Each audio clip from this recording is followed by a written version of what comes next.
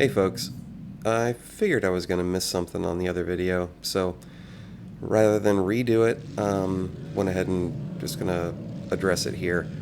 The one thing that I didn't go over is anything that's a roamer or getting a dollar sign symbol on the end. So if you've got like a null camp and you've got all your static nulls that are just, normal XP spots, they're not moving, they don't get it. Obviously, but then any of the ones that are going to roam around will get the dollar sign, and that's so that we can hunt them down in the database easier to make sure we don't miss any come population time for the wildlife. The other kind of thing I didn't actually totally cover correctly, like, and we can show an example here. I believe that I think there's 9 hill giants in here. There might be 10. I haven't looked at this in a day or so I kind of lost track. So if we've got these 9 guys in the subzone, you can just subtract 9 from 32, and then we would need just another 14, over here to get us, or 23. Sorry, 9 from 23. Bad math. Yeah, 14. That would get us our 23 that we need in the subzone.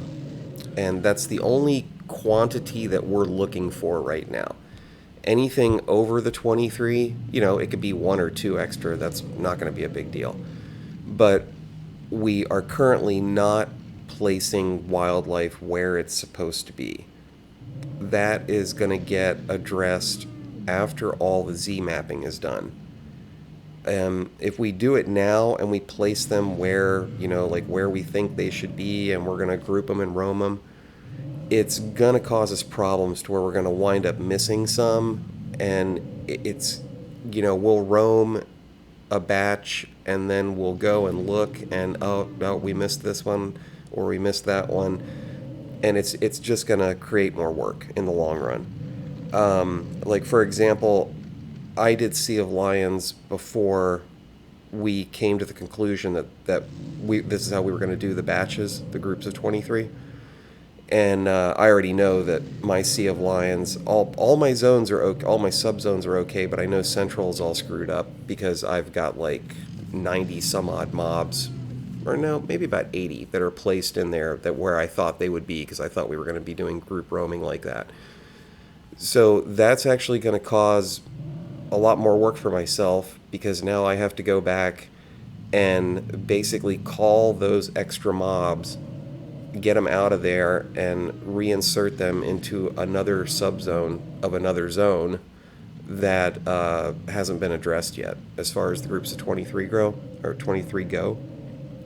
And I know that's not going to be that big of a deal with that one little subzone. I can probably knock that out pretty quick.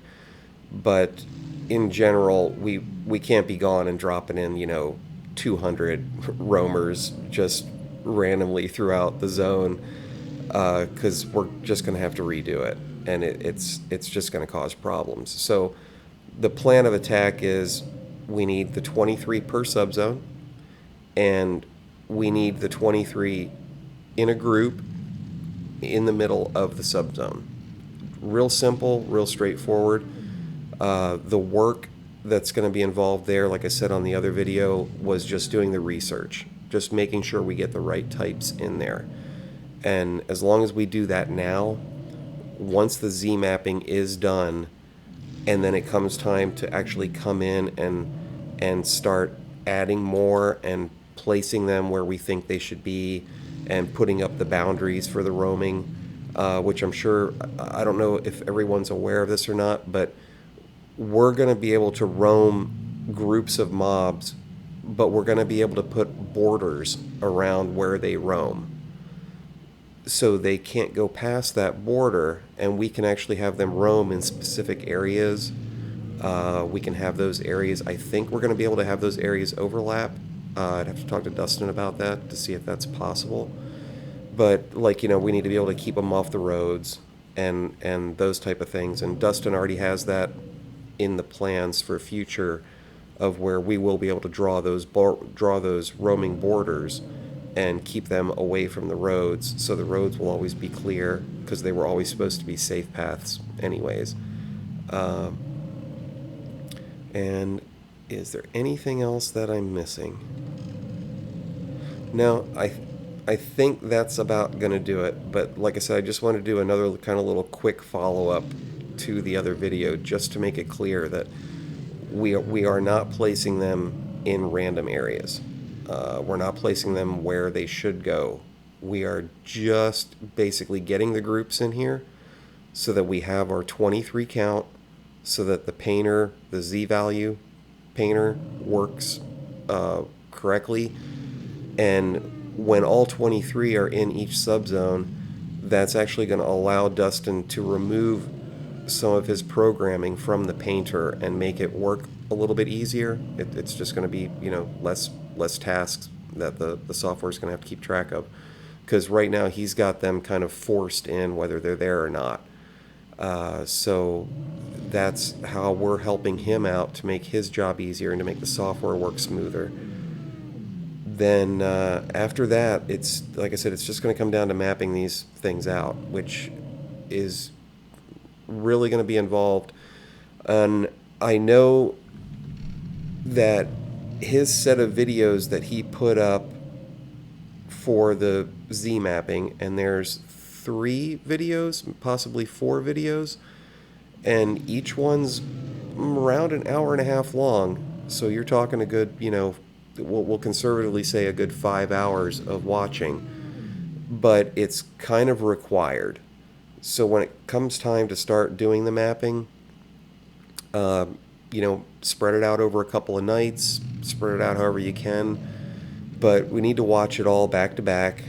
And he shows any little kind of situation that you would run into, and how to properly map it, and how to properly keep the levels separated and keep things clean.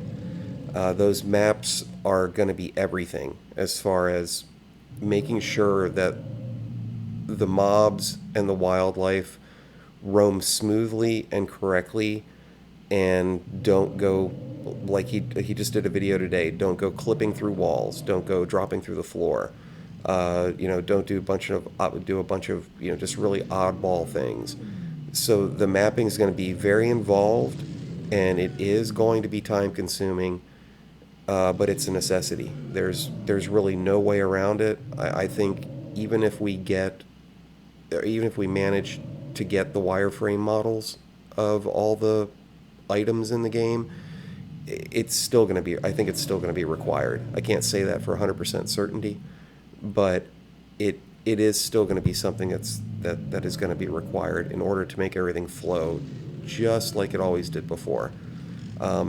Things will roam much smoother and faster than what we've seen in previous example videos of roaming, and it's just because the Z values aren't there. But once we get them, we're golden. And at that point, then all we have to do is everybody gets a zone. We come in, we start spreading our wildlife out. We start populating it the way that it looks like it's supposed to be. Some are going to be real dense with population, some aren't. Which is another reason why we don't want to get 100 or 200 NPC mobs in a crammed into one subzone. It's just really gonna make it hard to move them around, and continually calling them and moving them to other zones it'll just be a nightmare. It'll just really, really, really complicate things. And in the long run, like I said, I think multiple times now, it's just gonna make more work for us. So all we're trying to do is keep things simple, straightforward, and address them in the order that they need addressed, basically. So, yep, I'm pretty sure that's everything I needed to cover. And once again, have fun with your populating. We're getting close, or getting closer. The outline's almost done. And then it's just getting these 23 in every subzone. And then we're on to mapping. From there, everything's going to be pretty well straightforward. So, hope you all enjoy it, and have yourself a great day.